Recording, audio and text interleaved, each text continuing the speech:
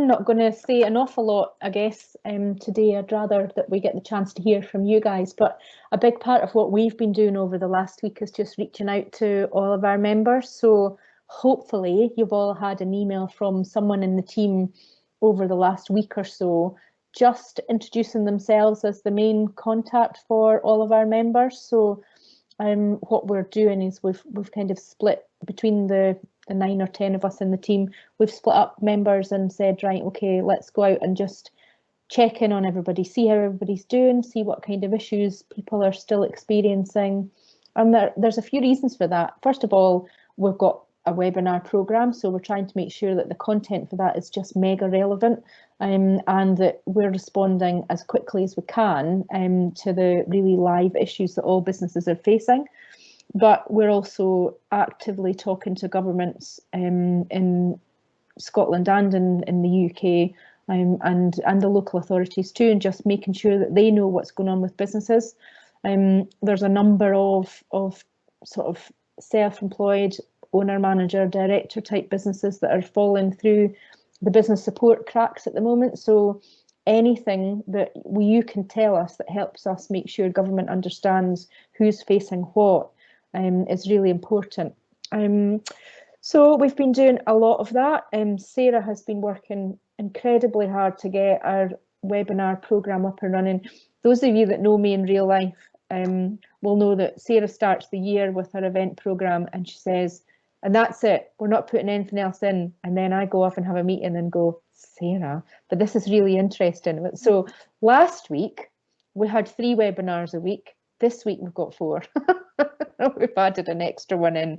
And we don't want to do webinars every minute of the day, and loads of people are doing webinars, so we don't want to duplicate either, but we've added in a Tuesday evening slot just because I was conscious, we were both conscious that we were doing webinars during the day, and while that's brilliant if what you want to do is collapse in the evening and forget about everything, if you've got young children running about, or if you're doing shopping for elderly people or whatever you might be doing during the day, we just felt like it was worth testing an evening webinar. So I wouldn't mind actually, as we go around, if you give me a bit of feedback on the kind of things that you've been doing, if you have been attending webinars and what kind of time of day really works for you. But we've been continuing to adapt. I think that's going to be the new normal, isn't it? That you know, what you did yesterday is not what you're going to do tomorrow, and you have to continually evolve and adapt.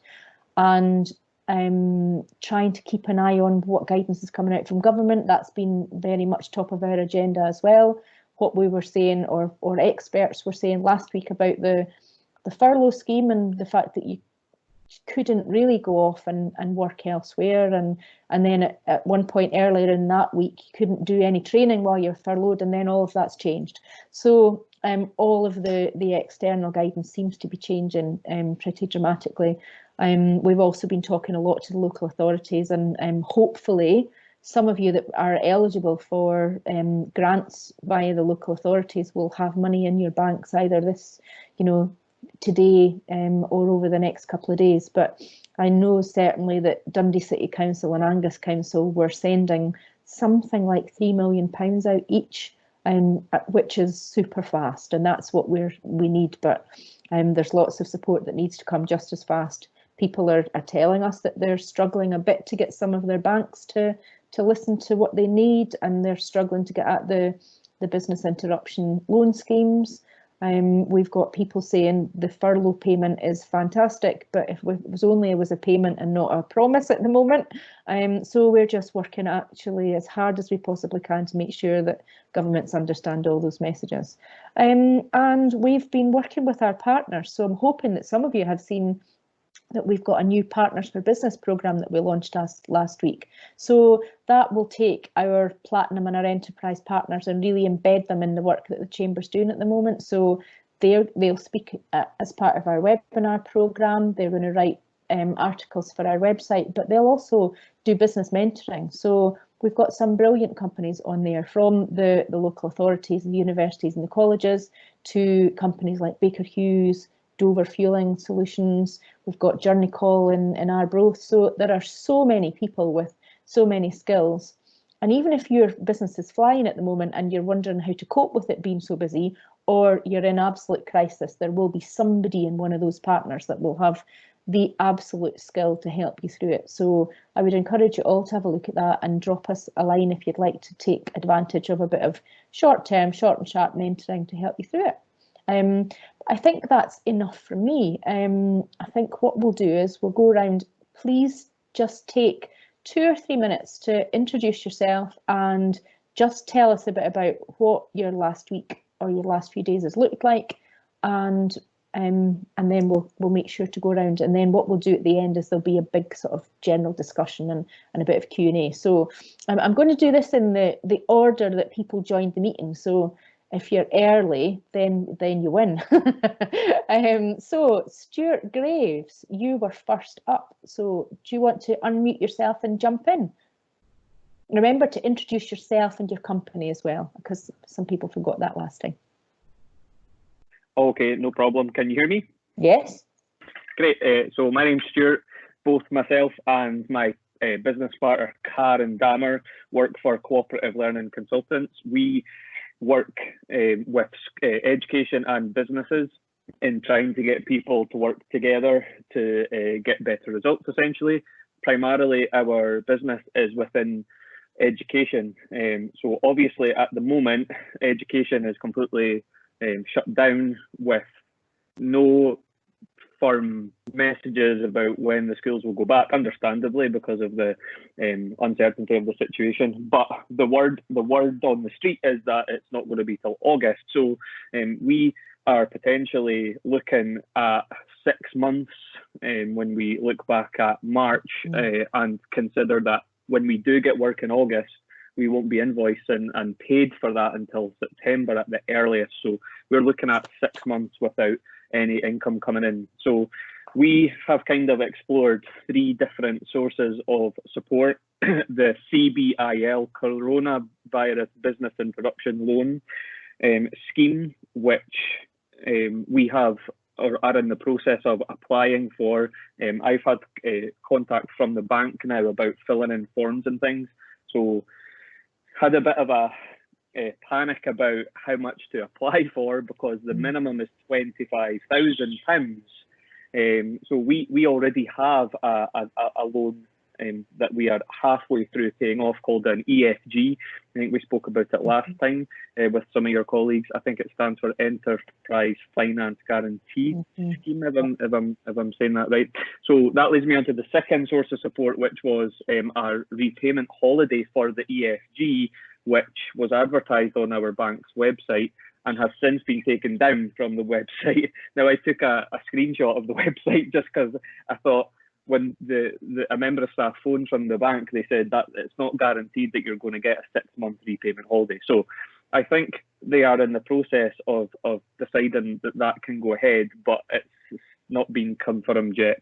The last source of support is the job retention scheme, the furloughing scheme. So our business, because both Karen and I, it's our main job, we pay ourselves with a mixture of PAYE and dividends. So the furloughing scheme only will pay us our percentage of our PAYE. So I think I said last time I watched a Martin Lewis video, and he described people who pay ourselves in that way as the hole in this whole system, because we are getting paid a percentage of a smaller figure. The flip side of that is, of course, our normal practice to pay ourselves like that means that it's more tax efficient. So I suppose it's weighed up in that way. So that's kind of where I'm at, is applying for the CBIL, which is asking for both me and Karen's personal finances to move it to the next step. Great. And one of the things that did happen last week was the removal of the personal guarantee for anything under 250,000 for that kind of borrowing. So hopefully that has sort of eased things a little bit. But yeah, that was not palatable. Yeah. Great. Okay. Thank you. Niall, you were in next. Niall Handy, do you want to unmute yourself and do a wee introduction? Yeah. Can you hear me? Yes. Great, thanks for having me. Yeah, so I've had an interesting week. We did furlough some of our staff, some of the more kind of back office type roles who don't have anything to do with this point in time, right? So That was a difficult decision, but one that was needed. I'm probably more interested in hearing from other people in terms of if they're seeing any kind of activity out there. Can you still hear me? Sorry, I muted myself. Yeah, I can hear you, but your video's frozen. Okay. You don't need to see me. Yeah, I'm more interested. You know, we work with the chamber and work indeed with all chambers across Britain with foreign exchange. So a lot of our go-to clients are not busy. They're not importing or exporting, you know, percentages of what they're used to. So we're finding that kind of sort of things are good. But there's people still doing business. There is business out there to be done. We just got to find the right people, I think. But I think the last couple of weeks has just been adjusting to working from home. A couple of kids running around on their Easter holidays, even though it's no different than last week. But yeah, I think it's going to be a difficult few months, but I think we should be okay. We're luckily we're in Scotland. We're supported by a fairly big business in London, so we should be okay. But just interesting times, and I'm trying to join as many of these chamber webinars as possible to try and get some feeling what the world going to look like in a few weeks, in a few months' time. Great, thank you so much. That's fab. Mary, over to you, Mary McTaggart.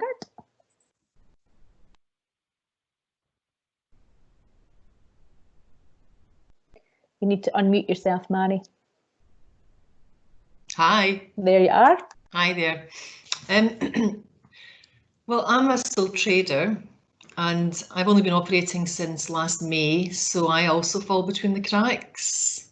I'm not eligible for anything really other than universal credit, which I'm currently applying for. I've never applied. My husband and I were just talking about this. I've never applied for benefits. I've never had to. I've been lucky that way.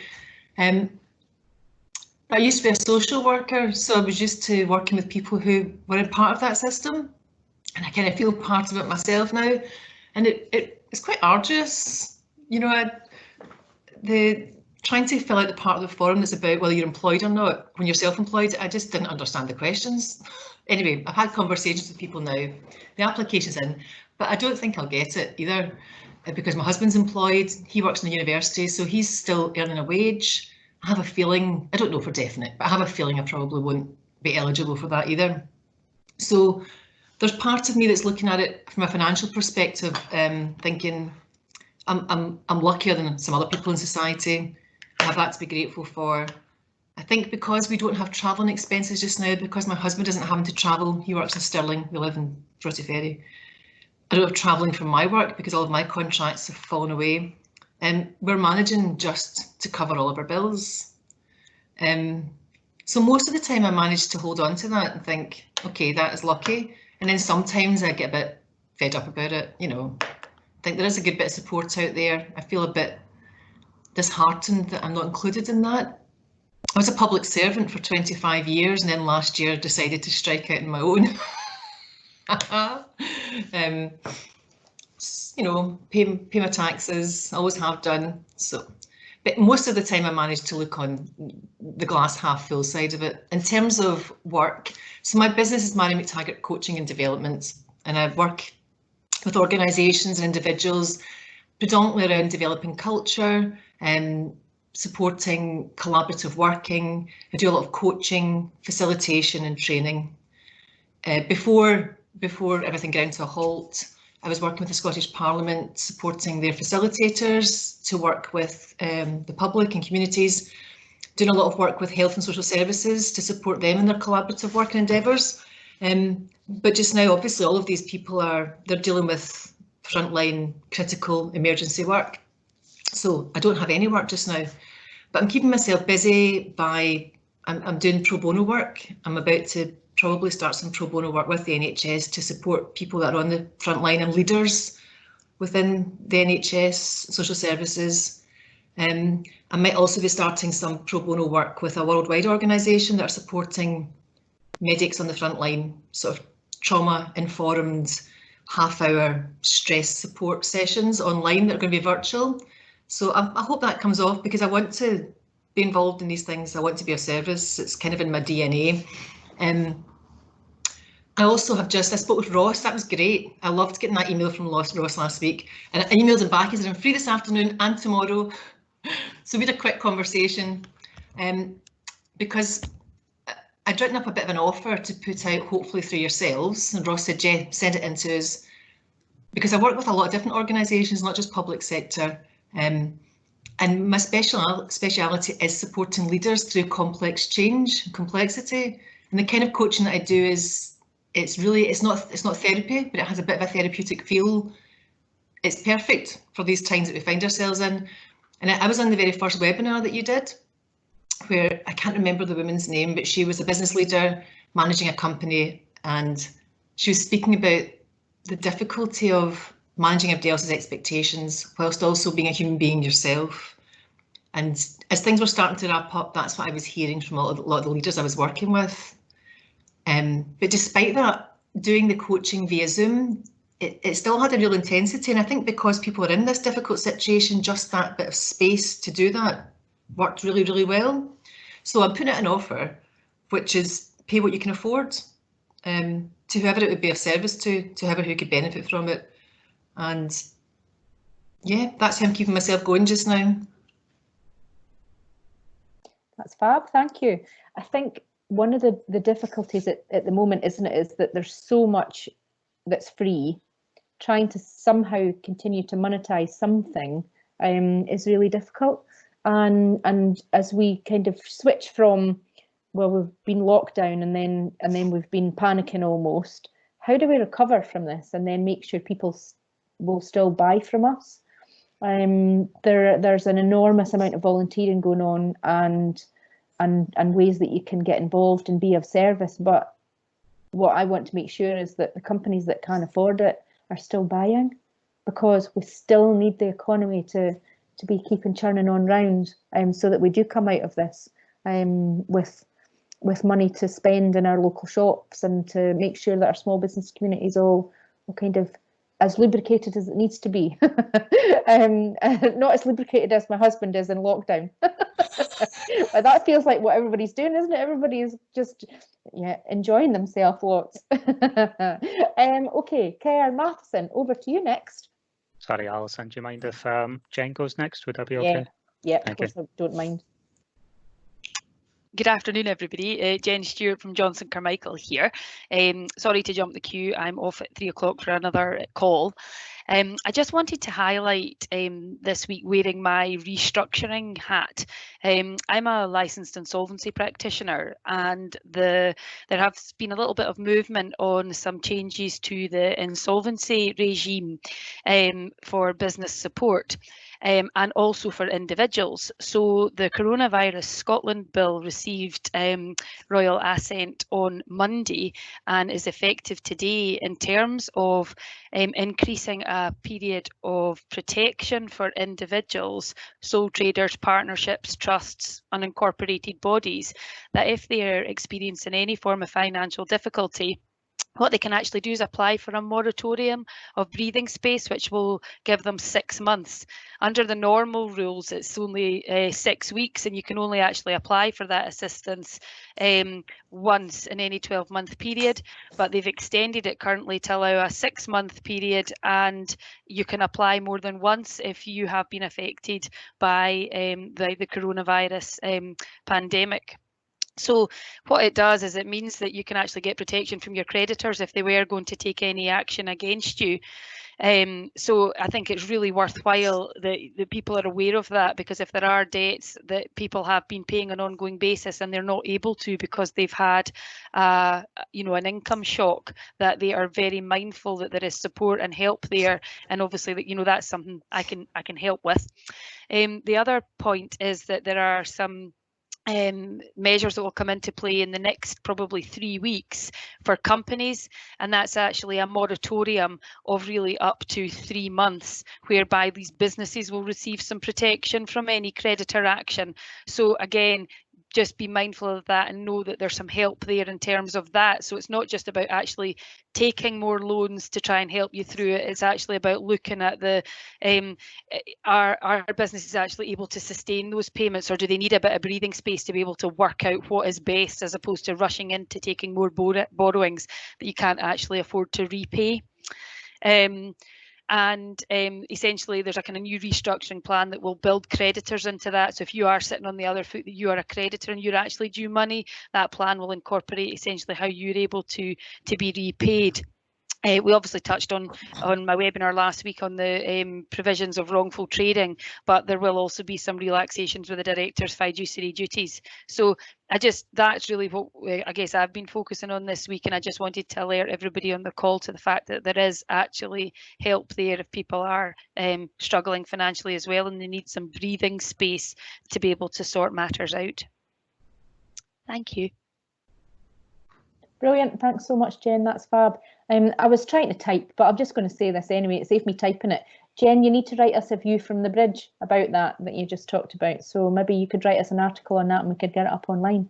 Yeah, no problem. I'll do that. Fab. Thank you very much. Okay. Kerr, over to you. Hello. Hello. Hello. Right, good stuff. That means someone can hear me.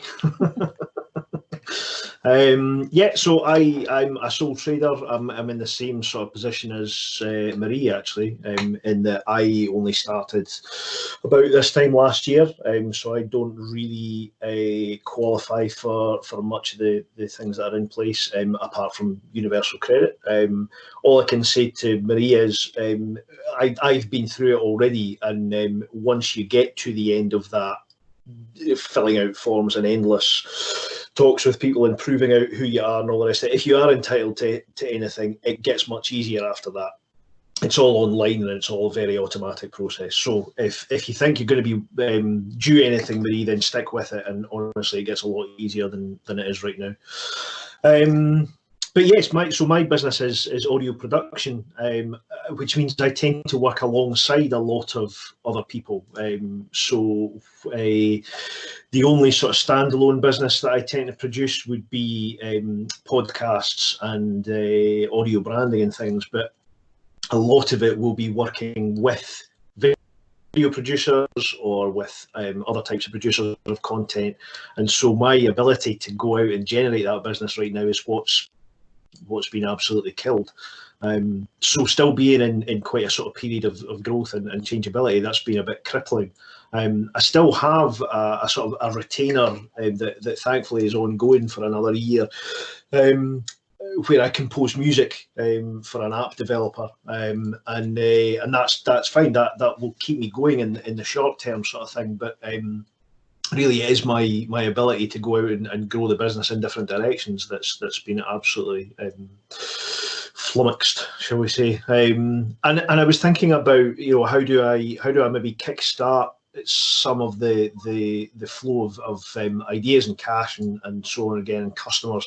And I've been heavy on promoting the podcasting services and production that I do recently. And when this all started to come about, I think we kind of all thought, well, if we're all having to work from home, we'll probably have a bit more time on our hands. And I think we're all discovering that that's absolutely the opposite of what's happening. Whether it's because things are more difficult to do at home and so it's taking longer, or whether it's we're all finding different ways to develop what we do.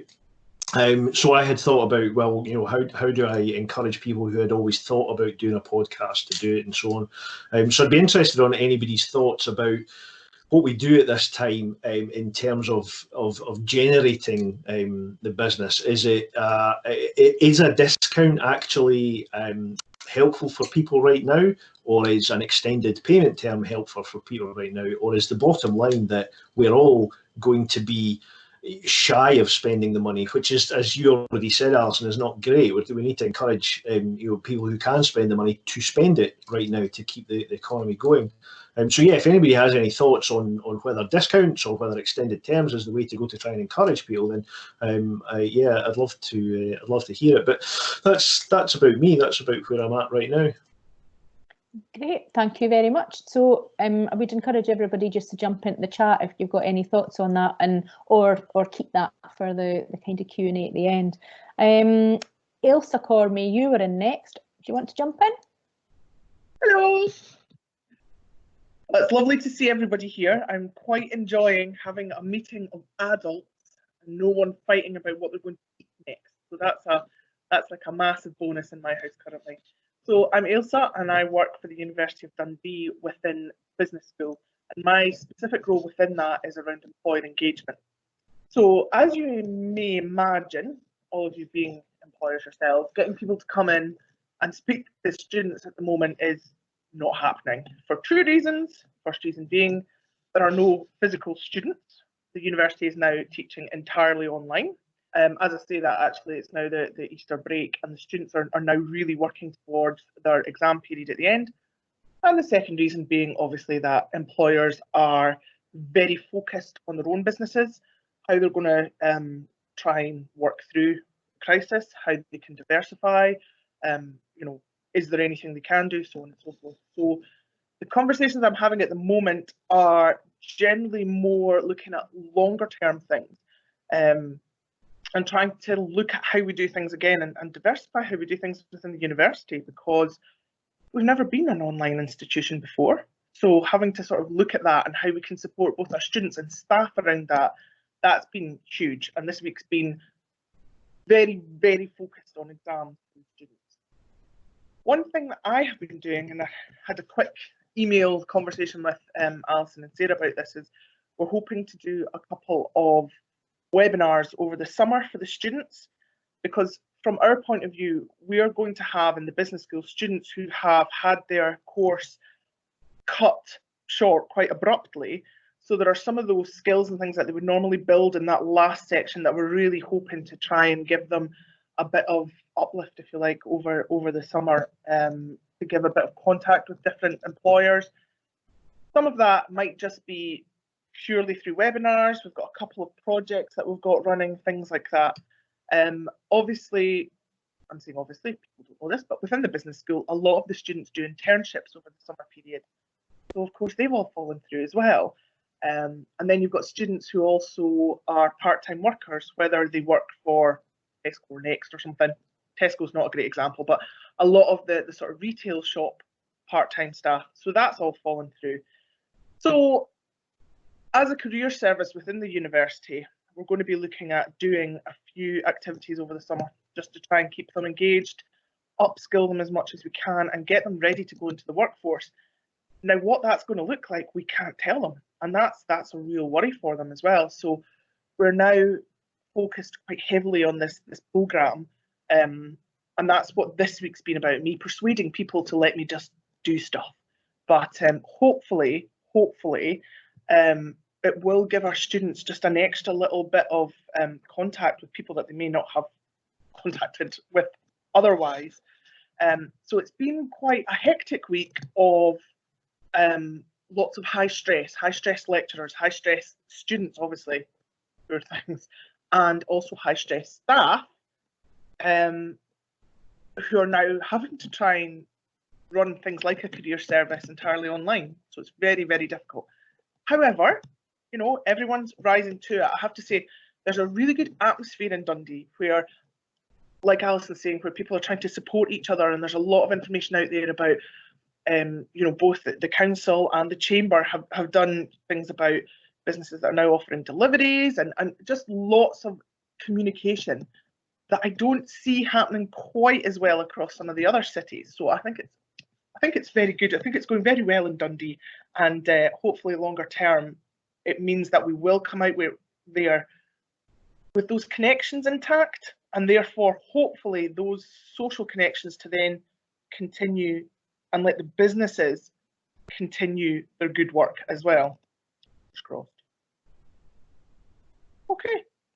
Thank you so much. That's brilliant. Jonathan Reeve, over to you. Oh, thank you.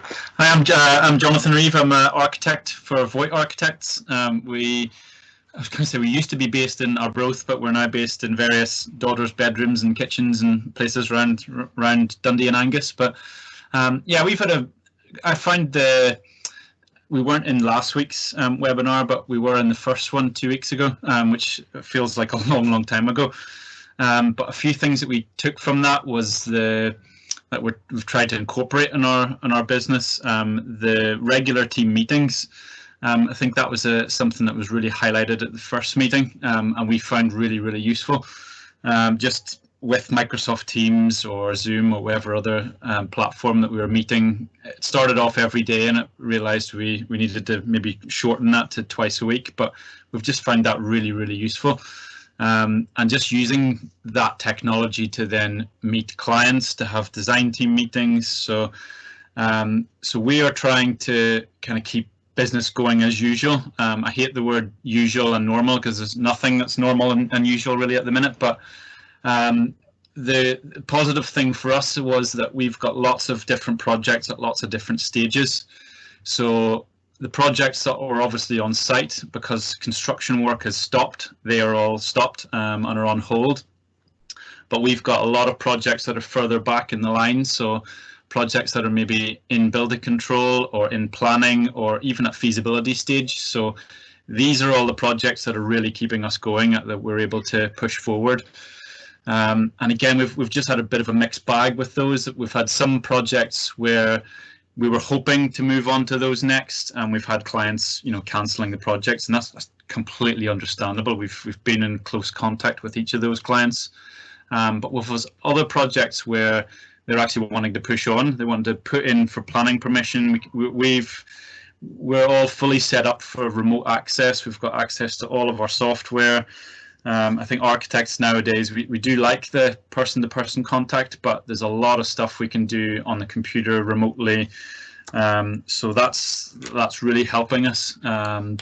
We actually managed to get a new project started and completed in the last couple of weeks, a feasibility study. So that was kind of testament to what we actually can do online. But like I say, there is a mixture. There's projects that are getting cancelled. There's some projects that are going ahead. There's one of our bigger projects that is one of the ones that's keeping us going, and our client really wants to push towards putting that in for planning, because I think a lot of the local authorities, the planners and building control, they're all operating.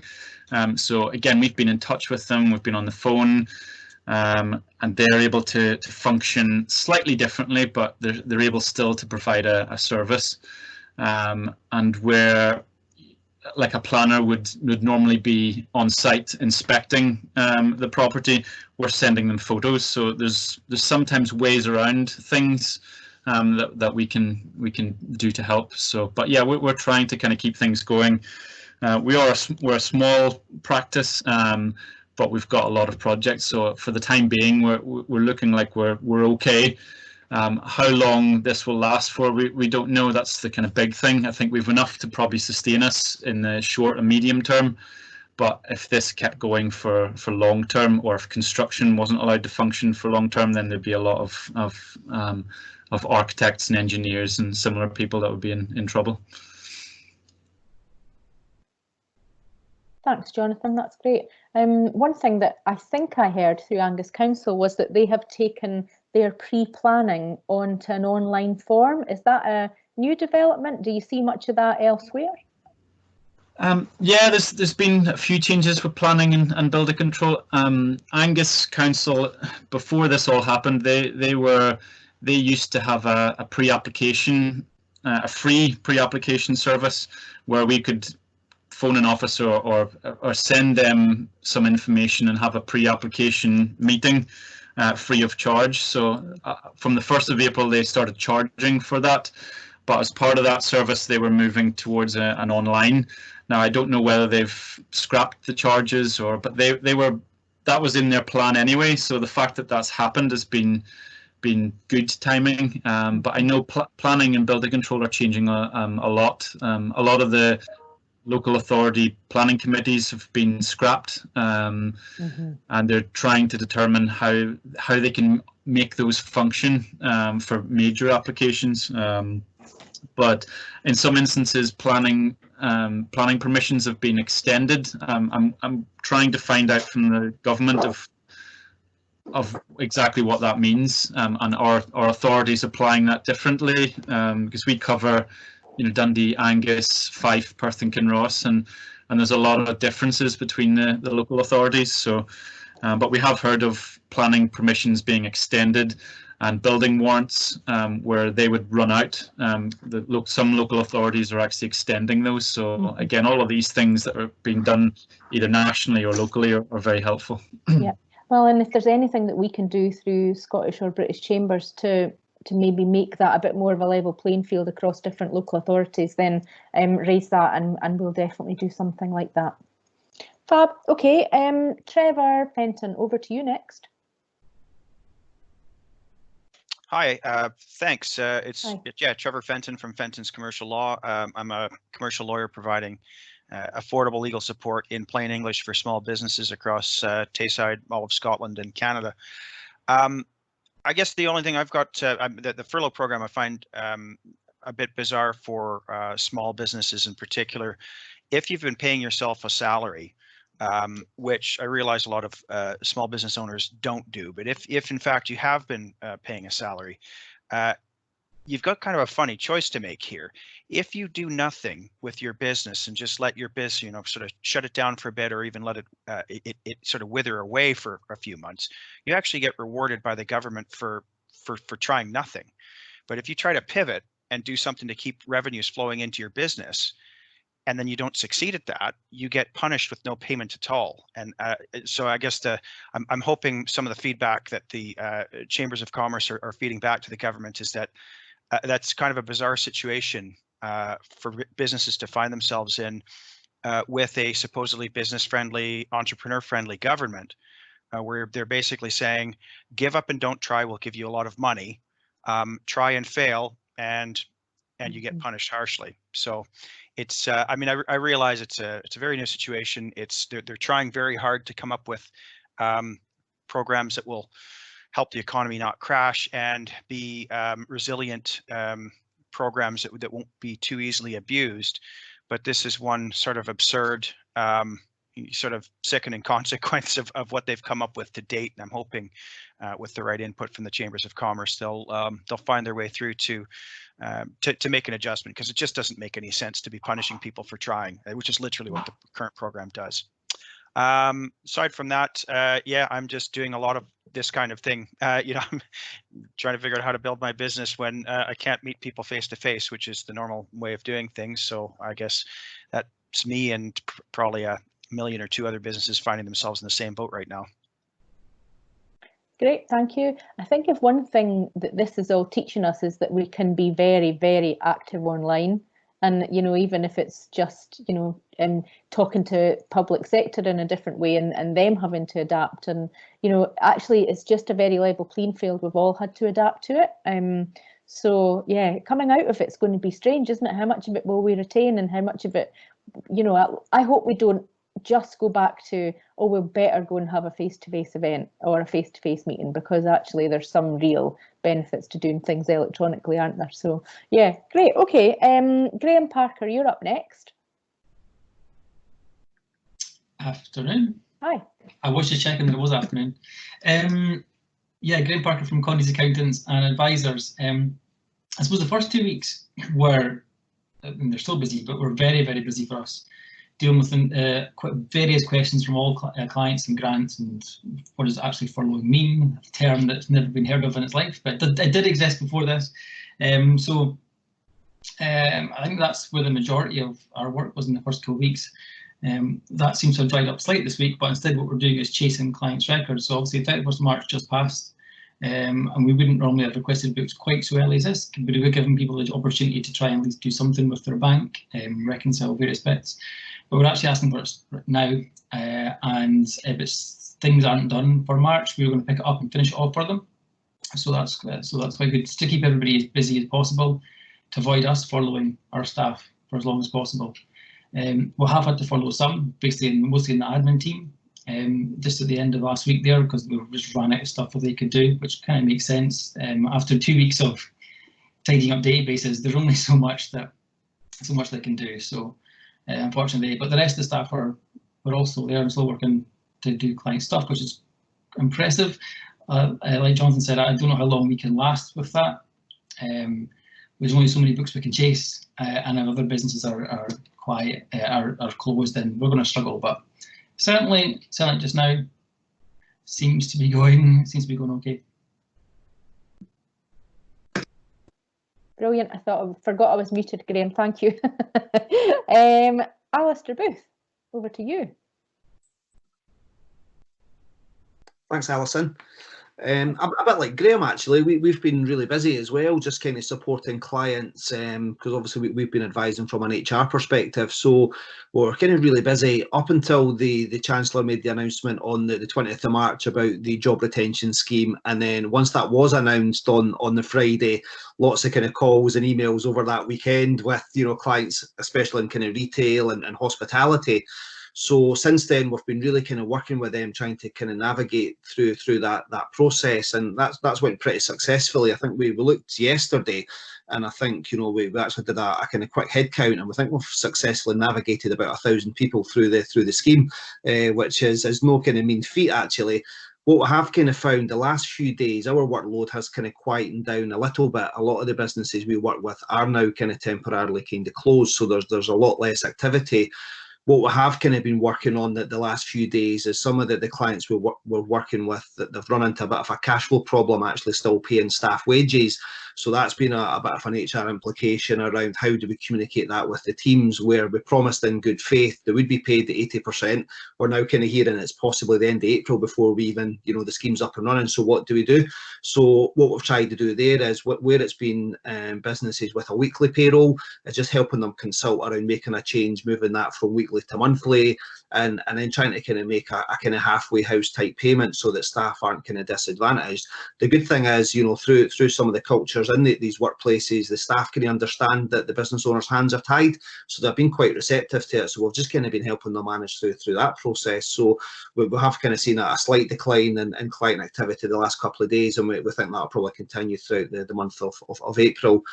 In terms of what we're doing for our own business, we've probably been quite fortunate. We kind of embraced remote working towards the end of last year, so for us it's not been too difficult to adjust, and obviously whilst we are expecting a decline in work, I was looking at some of the stats earlier, we're probably sometimes our own worst enemy, because we do a lot of stuff face to face, and sometimes it's probably not necessary. And we looked at our expense bill for February, I think we were something like between three of us £700 just on mileage, so we're not going to have that. So there's a bit of a saving there, and obviously we are doing some of the workshops we would normally do. We've kind of moved them to kind of webinars. So just trying to kind of keep that regular contact with our clients. So we did one yesterday which went well, and we're just trying to do something once a week with each of the HR subjects we would normally do. And then in terms of the wider community, we've kind of reached out to some of the kind of local kind of contacts. So like Secondes, for example, and places like that, with some of the guys we know there. We've probably done a little bit of kind of free advice for some of their clients. And just other kind of partners that we work with, really just to try and kind of help some of the other kind of businesses in the local area. So we're kind of hoping when all this is over, people will remember that, and we might get the benefit of that kind of longer term. And then just like everyone else, just trying to kind of do more stuff like this, get involved in some webinars, a bit of personal development, and I think for us at the minute it is probably kind of survival for the next 2 or 3 months. But I absolutely kind of believe that once we get through that, there's lots of other opportunities. And we've had kind of 2 inquiries from US businesses who've got presence in Scotland, but the HR laws are completely different, so they just wanted some help. What do we do there? And it's kind of made me think that we don't just need to think about Fife, Dundee and Angus. We can be far bigger than that, from some of the advice that we give. So that's one of the things I'm just kind of looking at, is how could we position the business to be kind of more of a kind of national kind of player and support businesses across the whole of the country. So that's all things that's in my head at the minute, and how we kind of put that into practice. But yeah, there's lots of kind of good things on the go. There's a lot of kind of doom and gloom as well, I get that, but I think it's just trying to kind of keep that positive mindset and kind of move things forward where we can. Brilliant, that's great. From the cash flow point of view and kind of payrolls and other things, we are hearing a lot of the same. And some people are having difficulty getting their bank to kind of just get the wheels in motion to get them any kind of assistance.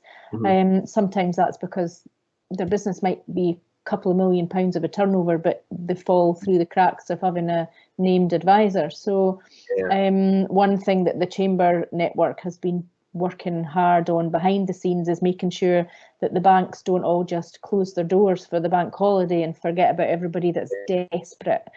So although the branches will be still closed for the bank holiday, the telephone lines and the people that support businesses behind the scenes will still be working over the bank holiday. In fact, like last weekend, I think they'll be working over the weekend, and they've drafted some of the business teams in to support those telephone teams as well.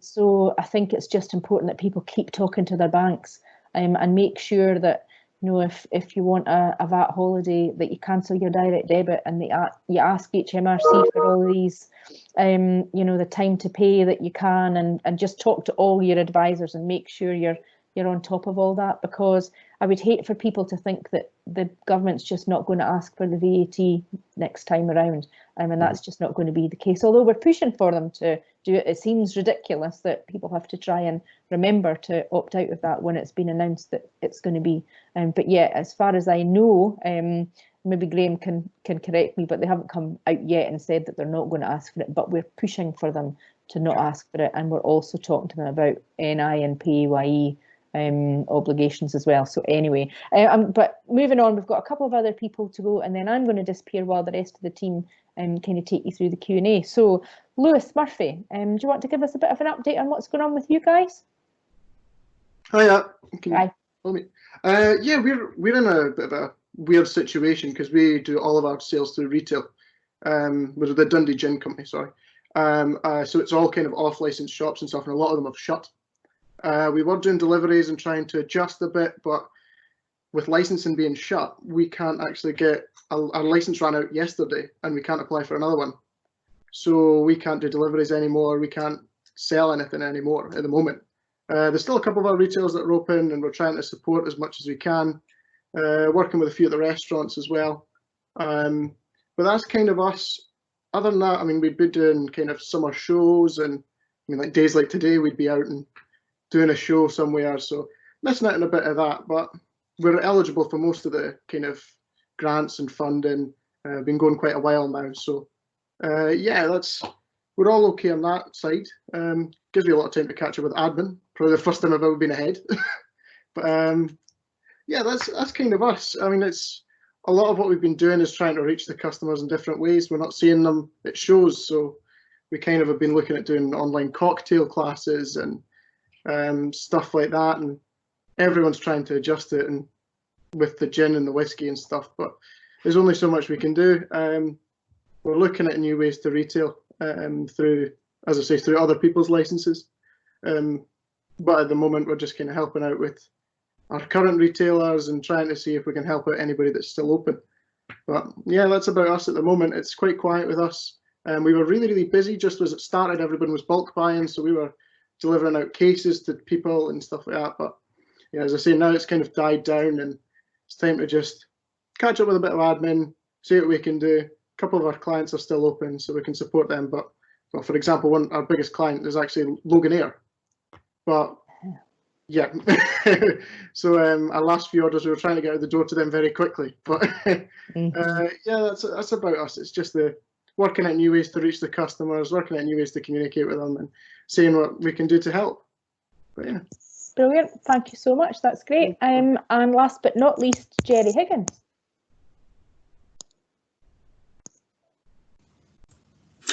Yep, hi, can you hear me? Yep.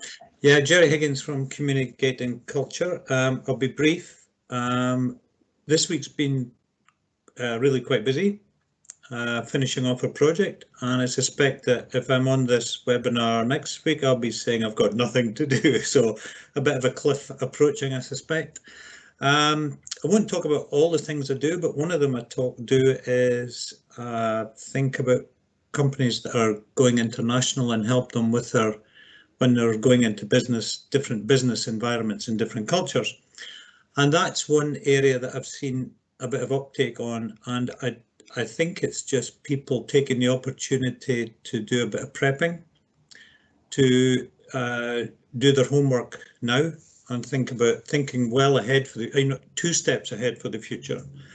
People are getting into that phase. It's not just the next problem, but or the next phase, but a couple of phases ahead, which is good to see. So I'm doing some free webinars for people on that. With just 1-2 hour sessions just to give them tasters. To answer your question, Alison, webinars day time is definitely best, because same as your house, the bar is opening earlier every evening. It's a bit of a concern. What I'm looking at on webinars is general knowledge on everything, just building up knowledge on all subjects, whether they're relevant or not, and you'd be surprised some of the things you're not relevant become relevant very quickly. Just a last thing, Mary kind of rang a bell with me when she was talking about being a half full kind of glass person. And I've just been focusing on the fact that I'm isolating, and I'm happy about that because I've got a house to isolate in, and I can wash my hands, and I've got clean water, and just be thankful for the small things. So that's me at the moment. Thank you, that's great.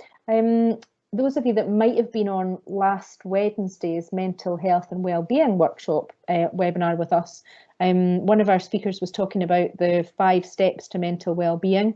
And I was really interested in that. I mean, a few people have kind of talked about it, but those steps are connect, be active, keep learning, give to others, and be mindful.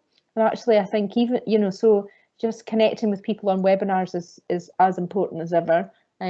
You're learning new skills, and that's very good for your brain, and it keeps your brain active, and it keeps your hormones active too. And then, I'm now doing a whole hour's walk in the evening just because I can. So for the moment anyway, it's good to be able to get out, and I'm glad that the sun shines a lot of the time. So yeah, it's just really interesting, I think, to keep all of that really at the top of your mind. We will come out of this definitely, but we've got to, and I was interested in what Trevor was saying about, how people should be rewarded for pivoting, and I think that's very true. So yeah, so I think that's all from me. Everybody has had their chance to kind of jump in. So we've obviously got a bit of an active chat going on with questions and things.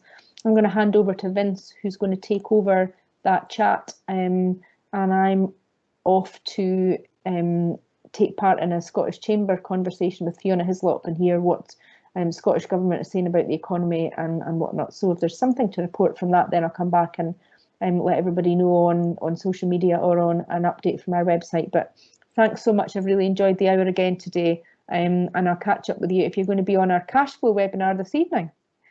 See you soon. Thanks, Alison. Good afternoon, everybody. I don't know if anybody's been monitoring the chat, but there's been a really good conversation between Alistair, Trevor and Stuart in regards to the furlough programme. I won't go into details, but if you are interested in finding some answers to that, have a look through the chat. Stuart's asked a question on delivering webinars, and we ourselves had to, I think my camera's messed up. Yeah. I'll just switch it off just now. You don't need to see my face. So if anybody's got any information on delivering webinars, we ourselves found ourselves in this position a couple of weeks ago where we just had to jump into it and get it done, and we picked teams. It seemed to work for us. But Stuart, if you want to have a conversation with Sarah Young from Dundee and Angus Chamber of Commerce, she might be able to give you some pointers. Is there anybody on the chat just now who's had to jump into webinars themselves that has any tips for Stuart? Hi, it's Kerr here. Stuart, are you thinking of pre-recording like courses to put out, or are you actually doing live webinars? Probably live webinars. As I said in the chat, it would just be, because we normally do training for up to 80 members of a teaching staff, so it would be mainly just to keep people interested in our product and also reminding them that we still exist, if you know what I mean. I think there is an opportunity over the next few months as well when teachers are working from home to do continual professional development. So part of that might be engaging with us in some way. So that I would think maybe a live one, so that people can ask questions and things and be more interactive. Stuart. Yes. I was already running some webinars online on a small scale, but for the past few years, part of my CPD has been an attendee at a global webinar, which happened once a week for 6 months, with sometimes up to 100 people on it. And it was really, really effective. So if you want to have a chat sometime, be very happy. I'm not an expert by any means, but I've picked up some hints and some tips. Be very happy to have a chat if you want to swap some details and just let you know what I've learned. That would be great. Great, thank you, Mary. Stuart, it's Sarah from the Chamber. Just to come in on that, I don't obviously know what platform you're looking to do. We've been using Teams internally for a while, but we're obviously now using it for webinars. What we did with a few people from the Chamber networks, so Inverness Chamber and a few others, we actually took them through a little bit of a kind of session just as to how we were managing our webinars, how we were setting them up, how we were controlling them ourselves. It's certainly not expert advice, but we do have our YouTube channel, and it is up on the YouTube channel. So if you want to just kind of dip in and see, you know, how we're using them, we've perhaps learnt a few things. I mean, that was 3 weeks ago now. That we did that with a few of them. So, you know, there's possibly a few other things that we've, you know, kind of learnt and changed, but feel free, and anybody else who wants. I mean, that's obviously using the Microsoft Teams, but I think it applies to quite a few of the other kind of webinar platforms. So yeah, that's certainly up online on our YouTube channel if you want to have a nosy. Thanks. I also scribbled down a few notes when you were doing your screen sharing, because I thought that's probably a good place to start when you're introducing it. So thank you for that. I hope you don't mind me doing that. No, not at all. Not at all. Look, if you want to have a chat over the phone or anything, then just get in touch. Thank you. Perfect. Thanks very much, guys. So if there's no burning questions, we're at 3:33. If anybody who does want access to the chat, I don't know if you know this, it remains in Teams for as long as you want it to be there. So if you need to go back and reference anything, your entire chat should be there. If you can't get a copy, just get in touch with us and we'll send a copy of the chat to you. But I'll just hand over to Sarah to finalise and thanks very much, guys. Thank you. Thank you. Thanks very much, Vince. Yeah, just to say thanks very much for joining us again. I know that, you know, we've got a number of webinars throughout the week. These ones are specifically for our Chamber members, and it's just nice for people to come together and support one another, really. As Alison's already mentioned, we've got our cash flow webinar this evening, which is with the team at Henderson Logie. So they'll be going through some kind of important cash flow measures that should be really considered. So that's 6:30 to 7:30 tonight. If you want to bring your tea along, you're more than welcome to. Don't feel that you have to you have to be there in you know, professional attire. No problem at all. Tomorrow we're doing a webinar with Laura Hutt from EQ Accountants. We've got Jamie McBrearty, who speaks about growth mindset, and we've also got Anna Hart, who is people manager at Insights. Our Wednesday webinars are looking at supporting employees. So last week we looked at mental health, and we're looking at supporting a virtual team tomorrow. So our speakers will be speaking about what they've done to support their teams, what processes they put into place, how they're getting together, how they're supporting people who perhaps don't have a network in the house, you know, to be able to speak to one another. And Jamie will be looking at mindset as well. And then we've got business support on Thursday, which is looking at business resilience, risk management, and business continuity planning as well. So head on to the website, all the webinars are listed there, and get yourselves registered. Nothing else from me just now, so just want to say thanks again for joining us, and we'll see you on another webinar soon. Thank you.